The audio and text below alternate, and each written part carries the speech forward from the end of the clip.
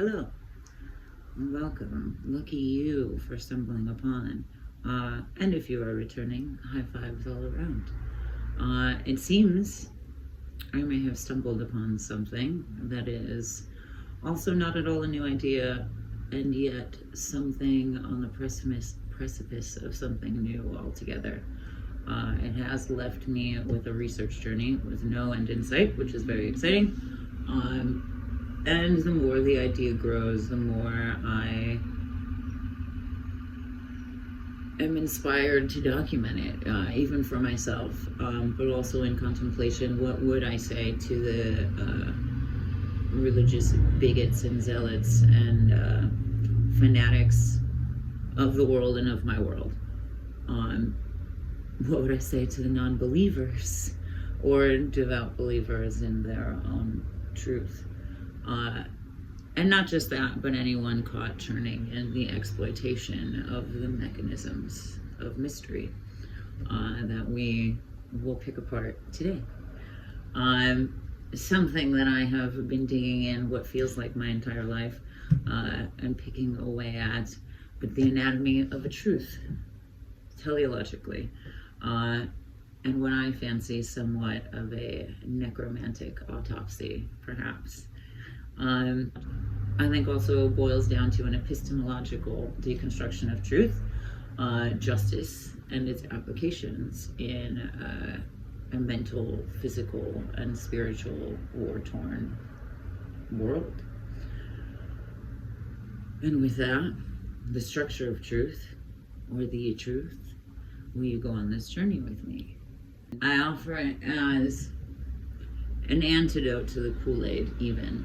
I think in high times of changing, as much as people don't want to leave behind loved ones as times change or what have you, it is not something we can reach back to. The only thing we can do is try to raise consciousness. And so ultimately, I think I'll be able to help give you the tools to intellectualize this, and also the applications of, but do not underestimate the feeling process of this, and what that actually may unearth for you, and how that feeds the program and ultimately gives it its pulse. In offering truth, I'm sure instantly and I'm sure you are traumatized at the pious thought, ringing true of pastors sweating through stained collars and dripping with the stench of their own hypocrisy, shouting wrong and intrusive, aggressive untruth. All of those feelings are also a part of this journey. It's a part of again, this mechanism. I do understand that we all have religious trauma, but do not follow the herd, if not for the hypocrisy you know so far, and caveat emptor to the good that you think you know, masquerading as the same evil that they warn you against. I am the thing that religious folks warn you about. I've attached sources for reference and for your own investigation because, well, I'm very well researched. Nobody believes anything that I say until a white man says it. And many a white man, well, not many, but there's white men saying it and many men saying it, but not necessarily with integrity. Some will say it dressed as the fundamental untruth of their one. That is not to say that one cannot embrace any deity and also still maintain a unified nature. I implore you to see the theological exploitation of the mechanism and its capturing of the spirit, so to speak. This is the identity crisis that they've been talking about all along, using queer people as a misdirection, as a scapegoat. And that is wholly relevant, but also I think will be another video altogether, because we're going to need the time In connecting to my own ancestral heritage and history, it is not lost on me that we all also share the wound of religious reeducation and the trauma of its enterprise, particularly but not limited to Protestant ethics and its various intravenous variations. The United States has been notably referenced as a Christian ethno-state, and its government a branch of the Vatican Corporation. Its empirical stain still sops wet on many lands today, many sacred lands today. And under the guise of evangelism and democracy. Not just this either, but any one system selling a fragmented sense of self exploits the mystery. And what could that feel like? Why do we find ourselves following to begin with? I think cults in general can capitalize on vulnerability and insecurity and desperation. The same way that a narcissist would. It's a very micro to macro hologramming, similar structuring, if you will. In fact, maybe serving as a tourniquet to the limbs of humanity's needs and desires with the empty promise of actually being able to provide those things. There's also very much my theory about the book of Genesis that is not just my own theory either, but there's a great book about it that I can't think of right now, so I'll have to link it later. Of those three questions, I think that's who we are, why are we here, where are we going? Who are we, that identity? What is my purpose? Why am I here? What am I doing here? That what? And where do we go? What happens when we die? Where do we come from? Those are very cyclical Trinity elements that are capitalized on and exploited. I also think this corresponds to 4 vital elements that you would find in yogic texts, which are food and nourishment, rest and revitalization, safety and security, which is ultimately a freedom from fear at its heart of hearts. So you have that 3 Trinity kind of mass to flesh out into the 4, right? In investigating this, any good place to start is always the root of the thing. And so I looked into root words, or the seed of sound being but also what sounds we make in prayer or bliss, and whatever meditation may look like for us in any given practice. And where do those energies or vibrations take you? I have had a theory about Christianity and Amen versus ancient or Aho or Ashe or Ash or various other intonations of opening or closing prayer, whereas Amen is very much collapsing of the sound wave within the body as well. It sort of keeps energy in a lower state. I 100% implore you to investigate what words you use for prayer, what words your culture has historically used for prayer, and where you feel those things in your body. It is perhaps said so often that we don't pay attention, but sounds more so than words are in fact spells. But moving on, the etymology of truth is why we're here. The etymology of truth is why we're here. And in that exploration, found a funny little map of things. So I'm just going to dive into that. And starting in late 12th century, true or trustworthy, from Norse trigger, meaning firm, trustworthy, or true. This is also something that I want to go into later about social and emotional triggers and its implications on truth via geometry. However, I digress. We're just making a note. This also comes from Proto-Germanic truoise, having or characterized by good faith. Trigness, or to make firm, in good order, firm and sound conditions, which again, I'm gonna go into this thing. To be triggered is an act against truth. To be triggered is at a micro scale an act against truth. And I feel like because of pop psychology, we've definitely shooed those sort of under the rug and taken it less and less seriously. But in that context, we're also laughing in the face of truth, and in the way that it triangulates and reflects any given person's experience and the person being triggered and the person triggering. Understanding this does also give you an opportunity to step outside of that offense against your identity, your integrity, and your reality.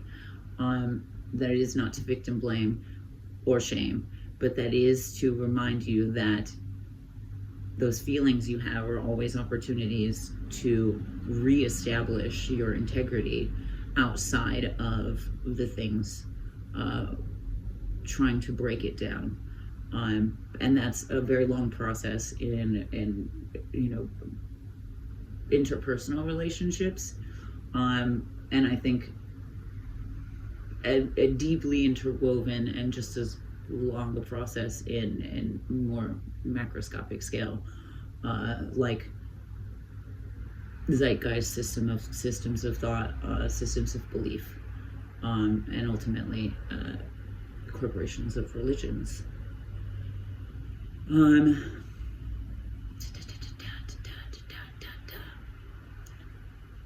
Make firm in good order, firm and sound conditions was stated around 1510s.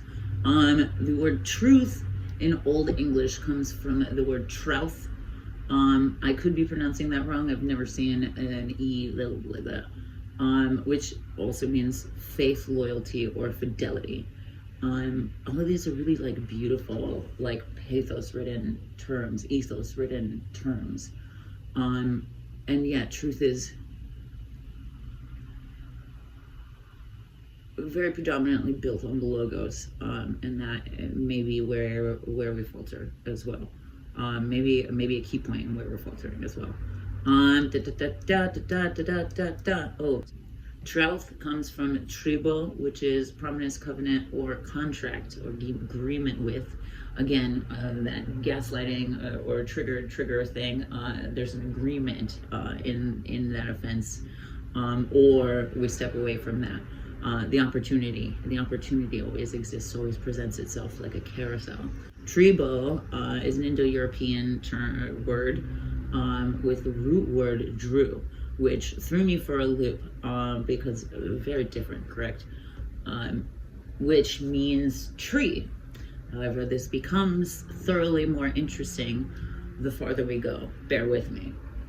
So, I think in any investigation of root words, we cannot stop at English or its variations. We have to step deeper into ancestral language.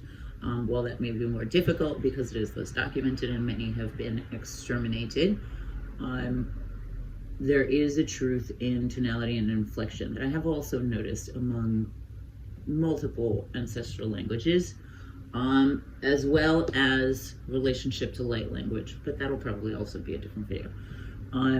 But so with that being said, I also investigated the words or words similar to in ᎦἱᎪန့. I'm Choctaw, ᎦἱᎪ, and Mexican, so also Indigenous. And in ᎦἱᎪဍ, truth is ᎦἱᎪ噚. Honest or justice is also ᎦἱᎪန့. I am nowhere near fluent, though I am constantly learning. I found that wholly fascinating, that truth and honesty and justice sound and feel so similar. This also led me to investigate what right and wrong means. And if you've watched any of my tarot videos, I am not shy of saying that I don't really believe in good or bad or right or wrong. It's, even in this context, right or wrong is sort of an implied variable based on the circumstances. ᎦἱᎪ噚, meaning truth, honest, justice, or correct. These tonalities and fragments of the word also lent itself to terms like improve, regulate, repair, or restore. Rather than bad, came to mean illegal, although I don't take it, I do not let it get away from me that Indigenous information sources and European sources or colonizer sources at the time had to do a vicious little dance with each other in order to survive. It's very similar with alchemical texts and the ways that things are sort of coded ultimately. So it's no light task. But illegal or bad or law breaking would be ᎦἱᎪṕ, which will be important as its alternative. Terms like rise up,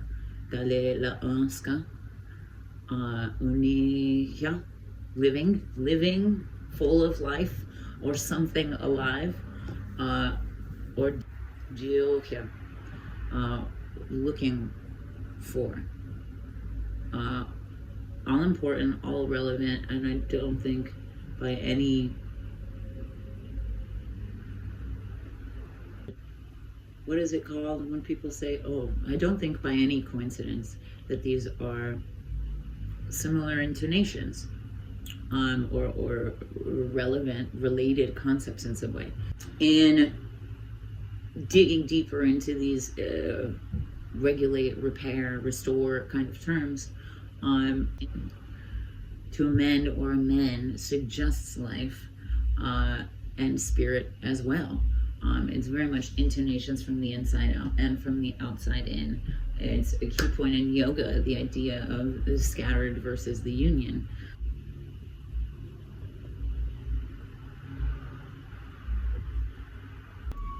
If you recall, one of the iterations similarly tied with bad, Ꭶ噚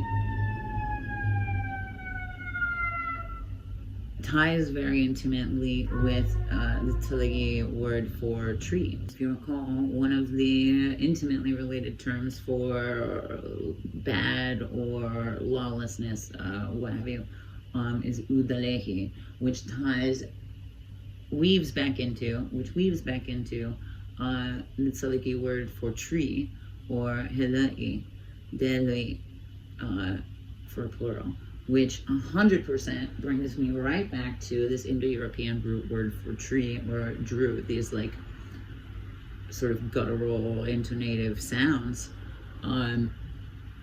And ultimately leads me to infer this picture of good and bad being more about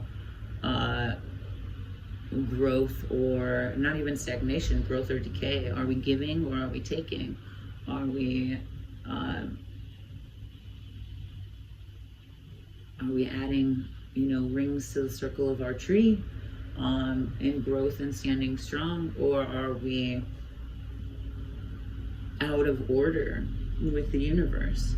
Are we out of order or out of relation with our community, which is very much a right triangle ideology? and again, an interesting relation, and again, going back to triggered or trigger or to be triggered, the relationship, the similar plane, the shared side of those two realities, or of those two understandings of reality, perceptions of reality. I did investigate illegal and its root word similarities, and ultimately comes to the way things have been before. Sinner also tied into idiot, which I found to be an interesting degradation in humanity, and suggests automatic functions without control, which is not in unity with nature. It struck me as very similar of technology, a measure of relative frequency between these things, but technology and the way things have been before is a copy and paste rather than a propagation, which ultimately makes it a non-living thing, and growth or living or spirit is all a part of good or truth or justice. One final word that we will explore is ᎦἱᎪṕ. I hope I pronounced that right. But means direction. The final word we'll unearth for this.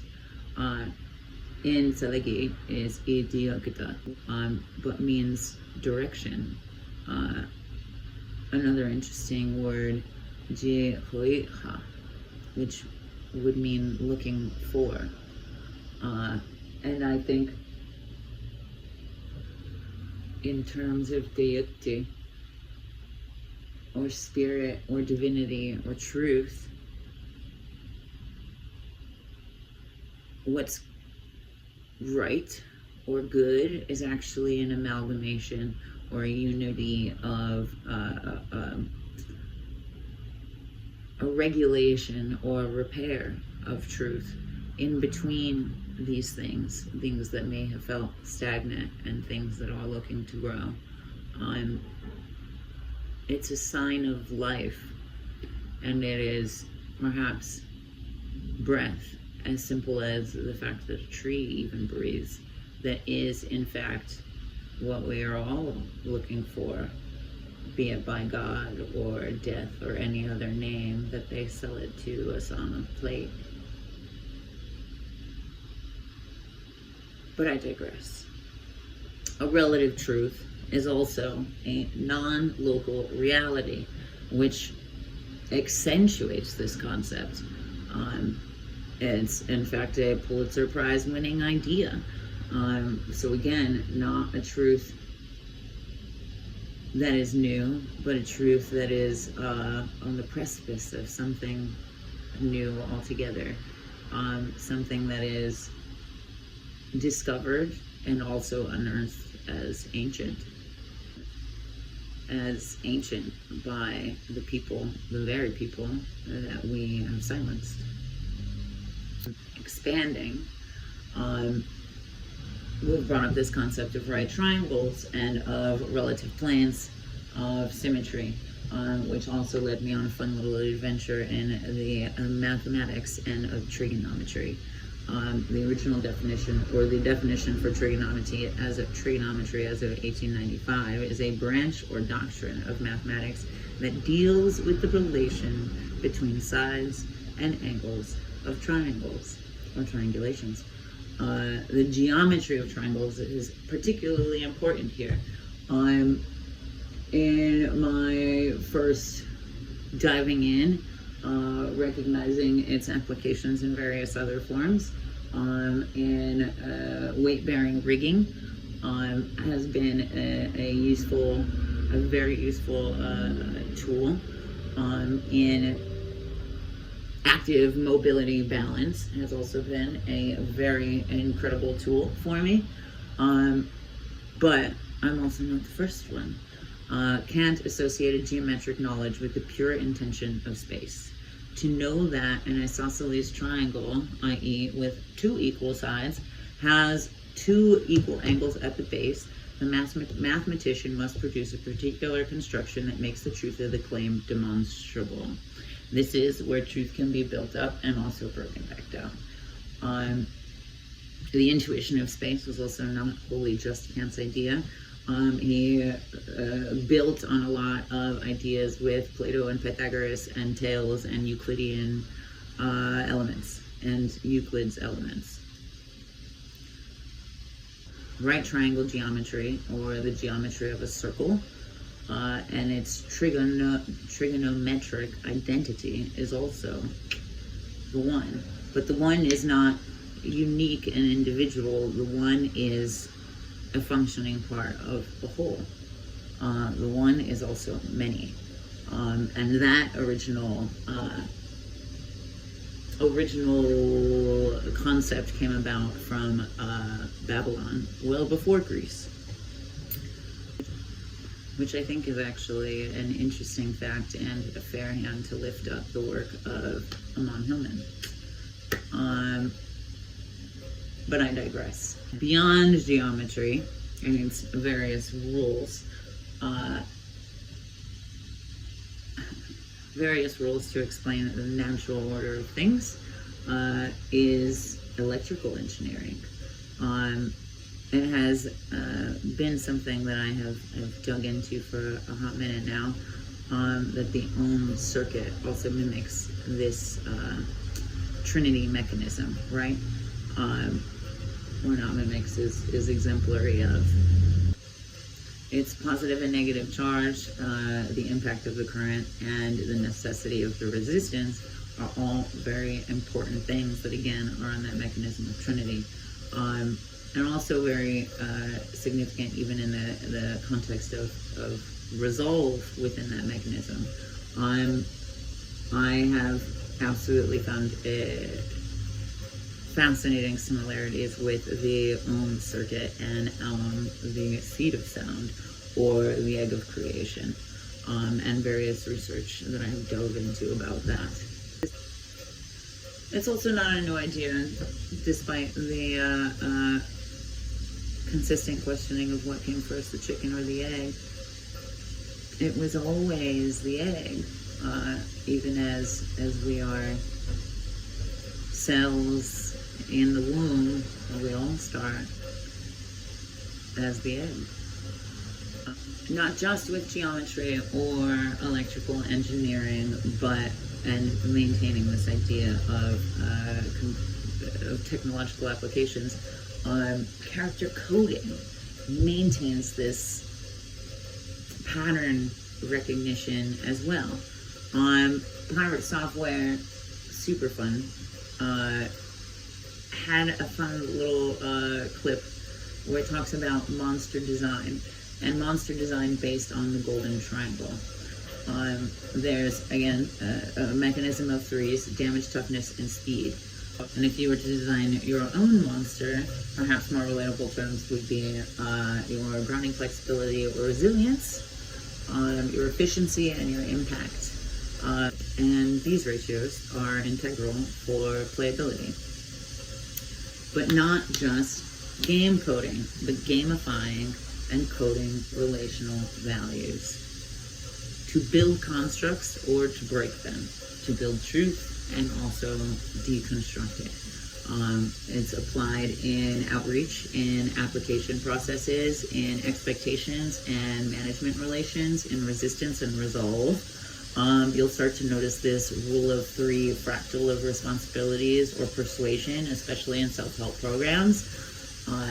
But it is, in fact, something that we can find everywhere.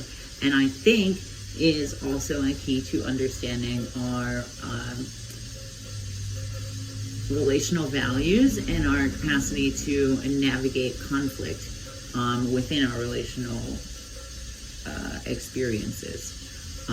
Granted, you gotta choose to do that, and not everybody's willing to do that. But I do think it is something to consider when we do go about our day-to-day life and excitements and challenges with people and within any given workspace, right? Within any given workspace, play space, or grow space, really.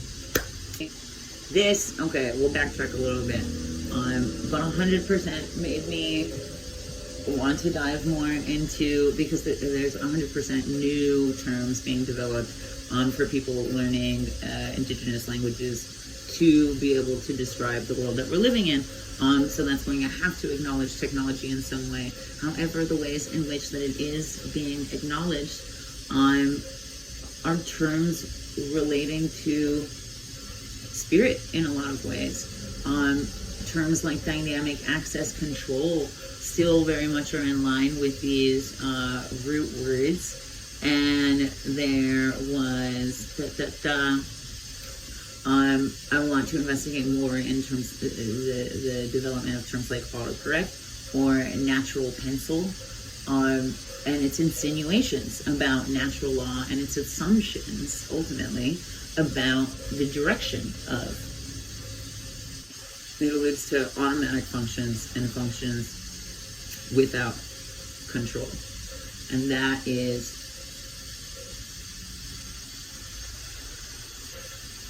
intellectually dangerous and also spiritually so.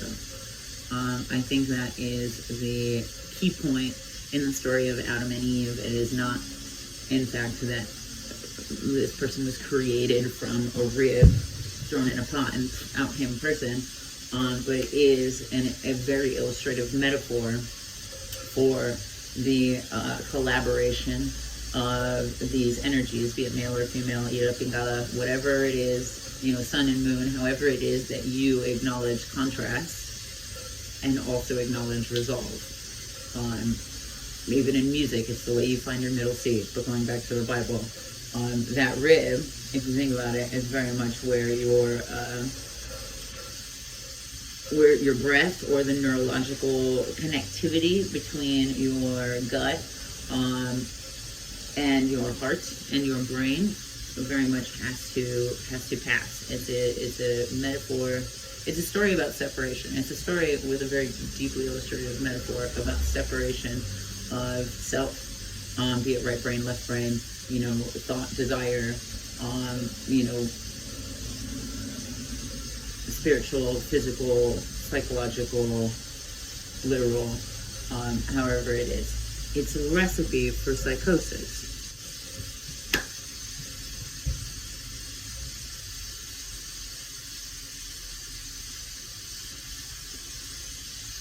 In analyzing all of these patterns in the data network through geometry and triangles, or the 3, we've seen with this elemental that the 4 also transpires to 5. This is also true in Fibonacci sequence. But that would illustrate something like a wheel or a portal, which is also very on par with its definition, patterns in data network through geometry triangles. The elemental aspect of it, the 3 becoming the 4, moving one way or another, would be wisdom, will, and love, manifesting the ego or physical nature. The ego is not bad, it is very misunderstood. The ego is, however, very fragile because it's the only thing that Western culture has allowed us to identify with. Essence, what we ultimately aspire to identify with, what I think is the seeking and the looking, but it's problematic in its outsourcing. The essence is based on a triangle geometry of matter, vibration, and energy. These 3 become the 4. The 5 becomes the occult space of creation. So we've dealt with a lot of science. We're going to deal with some other things right now. But also both. It would, the triangle begets the square, begets the circle. It's very much the occult philosopher's stone. And the key of consolidating platonic solids, which again goes back to Euclidean elements. And if you're really into it, it is also very much in line with Atlantean solids, or Atlantean understanding of elements and their structures. In spite of the shameful sides that come with reinventing the wheel, I can't help but wonder, why did we invent the wheel? Was it purposeful? Was it an accident? There's books on books from colonizers and those that have assimilated about industry and innovation and discovery of resource, when in fact I think it is a reified source indeed. Industrialization may take all of the recognition for advancements of society, but I would absolutely argue that an industrialized society can also be a very lost one. And groups of people that still have their family, their practices, their languages, didn't succumb to industry, and yet they thrive. So what is innovation and what is advancement? They made of themselves a resource, while a reified source, again, is an outsourcing. Is it a symbol of our progress or innovation of our control?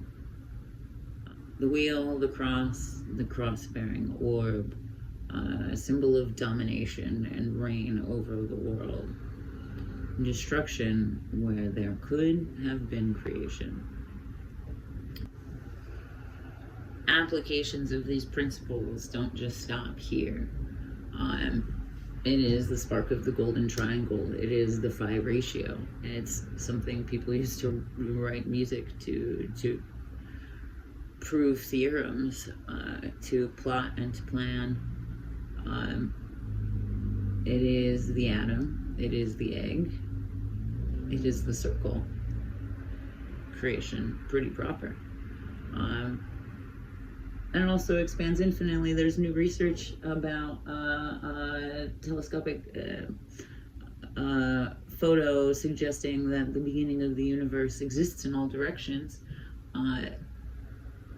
So again, this source that we chase as if it is a point, when in fact it is the wind that carries us in the first place, or the wind that we refuse and reject. Which is perhaps our intuition. The 3 fleshes out the 4, transpires the 5. It's a geometric rule that 5 points can create 10 triangles, so we have a doubling of prosperity and exponential growth. See it Bohm's law or tetration. This can be found in the medicine wheel, the yin yang, the mandala, the yantra, the tattvas, the pentacle. And if you're really into it, Enochian applications of the pentacle. The tree of life is a fragmented perspective of this. The tree of life and death is a bit more of a dimensionality. What we have to understand is the tree of life is like an eighth of this view. The tree of death is like half of it. If it exists in all directions, then that's a suggestive, predictive model. But you have to assume that it reflects and that it expands. The tree of life cannot be worked without the tree of death. So if you're afraid of one, then do you have business there? rather than with the other. Again, much like recent discoveries about the conception of our galaxy, and it existing and expanding in all directions. These points, numerologically significant, are also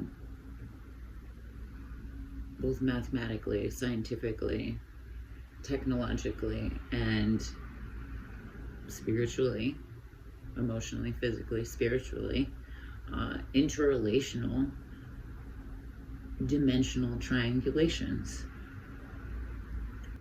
Even older references to this would be the Bhagavad Gita, understandings of non-duality, of Shiva Shakti, and deeper understandings of how the atom goes helix. The dimensionality of these mappings, if you will, is very much indicative of studies of event ontology, and how any given moment expands and contracts within itself because of that. This also leads me to Michael Levin, microbiologist, fantastic researching, and their investigations on computational boundaries of the self. Once even referencing a standard molecular story in which the mystic molecule is right. Michael Levin and his research is insane and a bit off a very big piece. But he talks a lot about bioelectricity functioning as this cognitive glue, or the symmetry of the thought and the thinker, and these patterns actually being agential and having their own perspectives. So the idea of these Platonic forms are also functioning as observers, actively so. Again, we have this idea of alive and of a living spirit to these things. And sort of, I had heard him say, I had heard him refer to it as a native evolutionary firmware, and I thought, how ironic and also appropriate, given what it is able to validate, given the doors that it's able to open with these curiosities. One thing that I also found particularly important and relevant was him saying that there is no categorical difference between ourselves or between the different implications of systems, but there is a spectrum of scaling. Even the simplest things have properties that are capable of exploiting. And as I'm weaving all of these ideas and their similarities together and their relational planes, and fleshing out what seems to be a map to navigating movement within our microscopic, molecular, atomic energy space, and the way that it projects out into dimensional perceived space, which is also very much an ancestral, indigenous way of viewing things. And that is how I've been able to unearth a way of folding into the geometry of life. Beyond science, math, and neural priming, there's also very familiar practical applications of this in an organized habit field, a habit forming leading to ritual. Those that maybe do not resonate with the idea of habit or feel like they have a hard time building habits. It's not that it is not a habit, it is still a process and it's still a mechanism, but there are different variables in that mechanism that feed a ritual or routine rather than a habit. So there is still some chaos to that organization. There is still some chaos, but it is in fact an organized habit field. We see this in alternating circuits, in chemical and electrical networks and signaling. but very much also perhaps sheds a new light on this understanding of organized water and its bizarre queer self. But that will be another video. Past experience is hypothesized to reduce computational demands, or the ability to think for yourself. That is a major tenet of the society that we live in and the systems that it enforces. From school to churches to socio-political endeavors, to the ways in which these things are being discussed, and the ways in which curiosity is repressed instead of provoked, is precisely that, to reduce computational demands, to prevent from thinking for the self. And that's not to say individuality rather than multicellularity, but that is to say that a multicellular perspective would also consider the other and consider beyond itself. And be able to make a decision based on that information that may be unlike previous decisions, which is where we get Ꭶန့Ꭺန့Ꭲ and messing with genetics and multiple limbs and two heads and things of that nature, or even discoveries with or observations with cancer cells.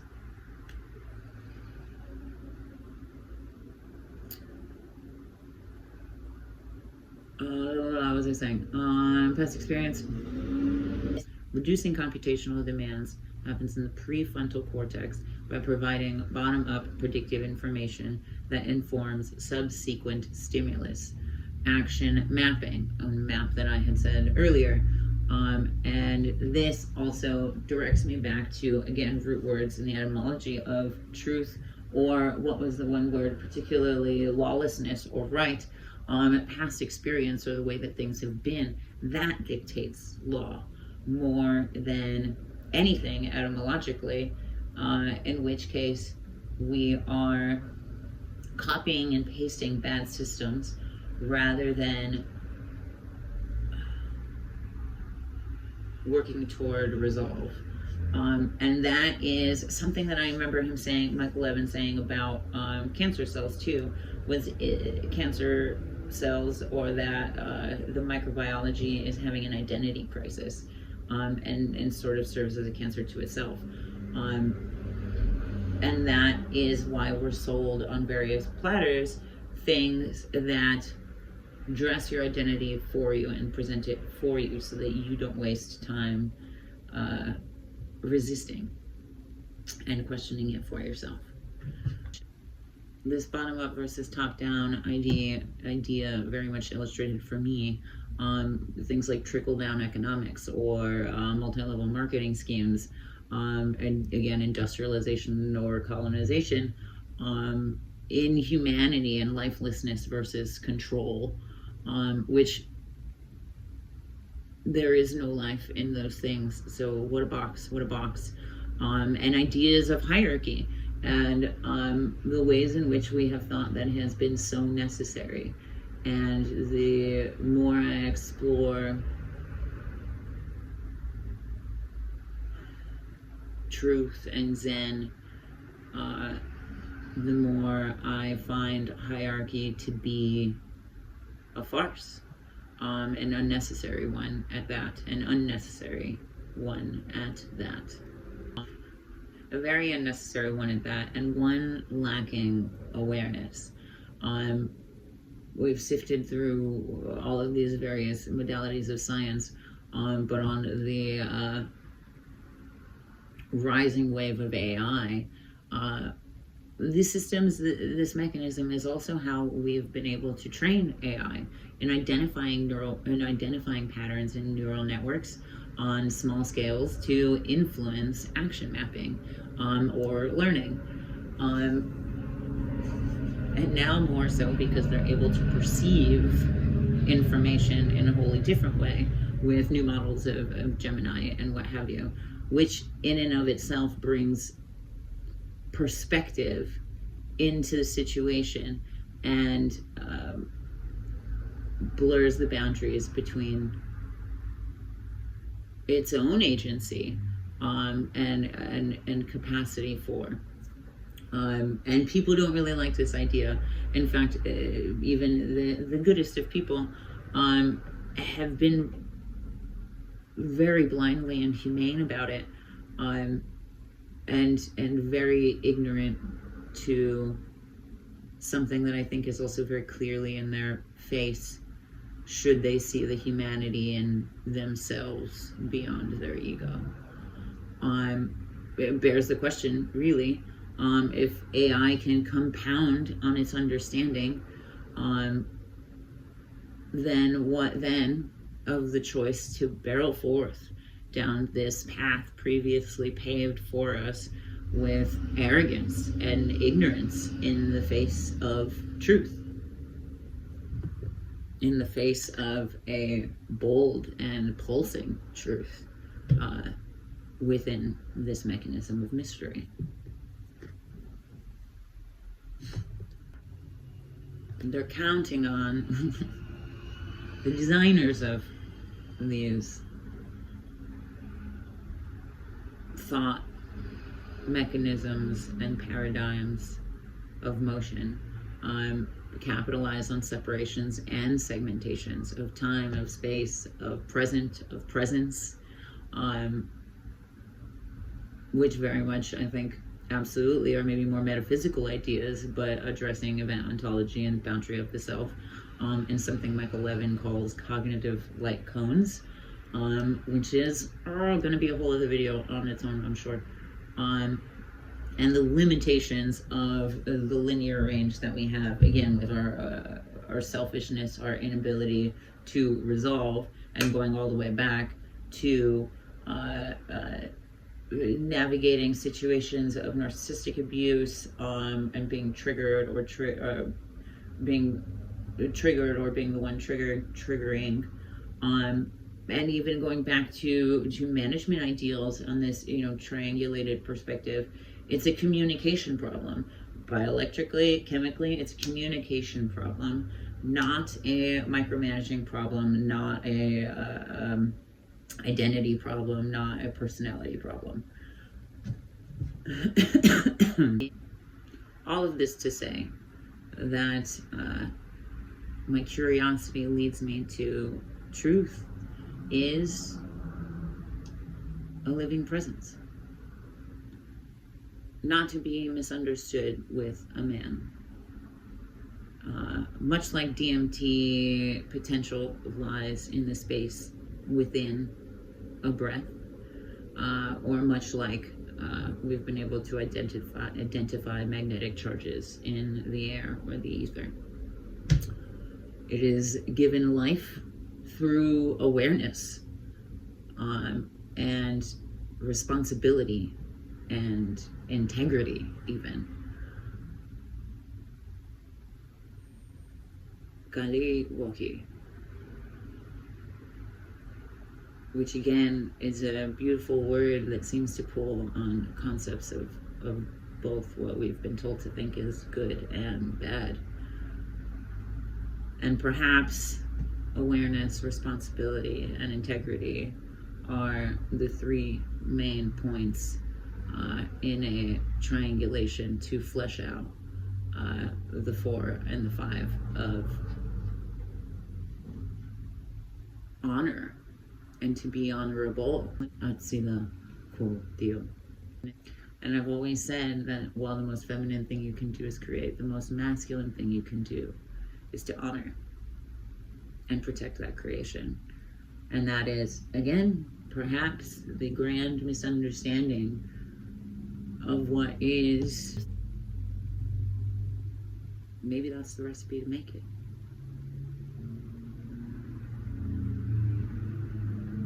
And perhaps knowing this recipe and witnessing its applications, we can recognize for ourselves that there is power in the Trinity, but not the one that we've been sold. and that the Trinity amended in this way can make space and give room and open doors for flow and form control. I remember being told in religious settings that magic was not real, and so I investigated all of the books for myself and found example after example of magic in use. I felt like I was being gaslit, and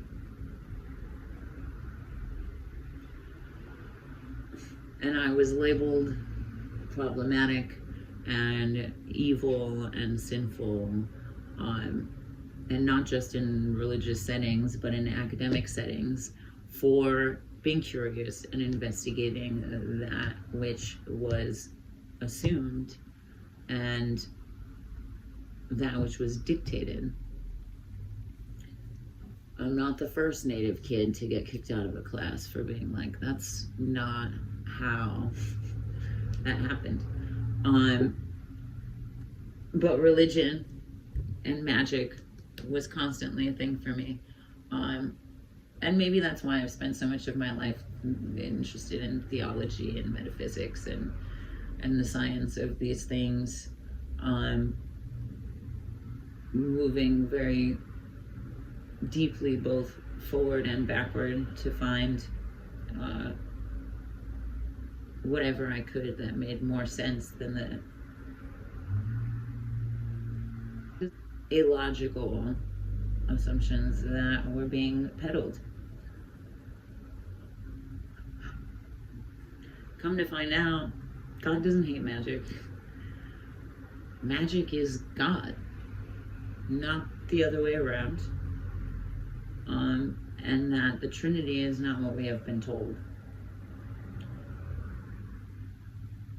Other pop culture misdirections are absolutely in play.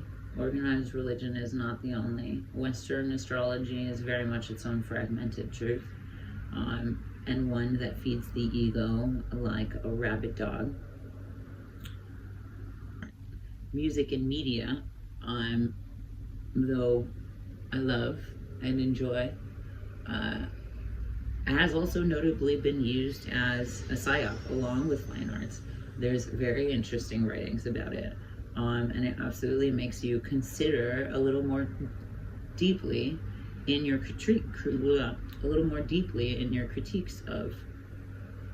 You can also note the CIA and MK Ultra military training and PTSD.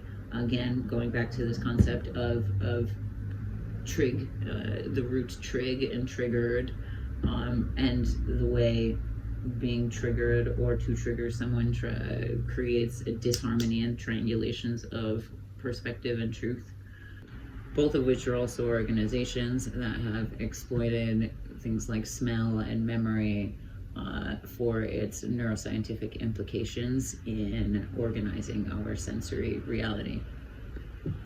I said before, and I'll say it again, this is not a new idea on the precipice of something new, but it is also ancient and ancestral. And it is also, and it has also had its place in sociopolitical unrest. We found parallels in genetics, in microbiology, in healing applications. The CIA use it, religions use it, media uses it. They're counting on our disbelief, sowing doubt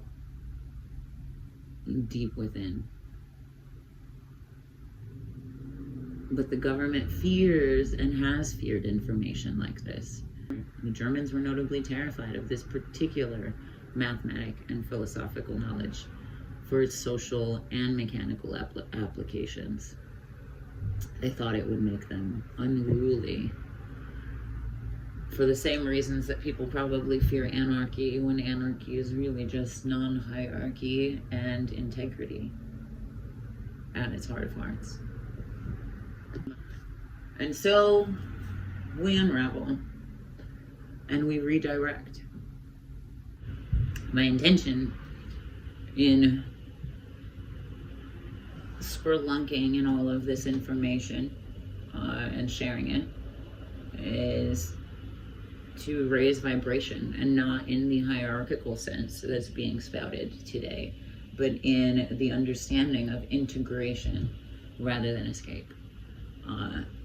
Rise up as in alignment, as in integrity, as in upright, rather than in dimensional hierarchy and levels and importance. This is how you break out of the matrix. This is how you code your own in the simulation.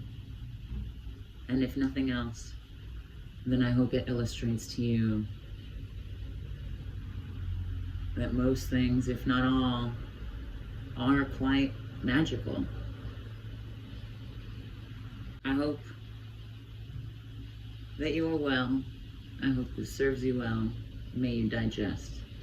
But utmost, my one true wish for you is that you may take the utmost care in the conformity of your will, so that you can move through truth easily and with resolve. Cheers to a fucking revolution.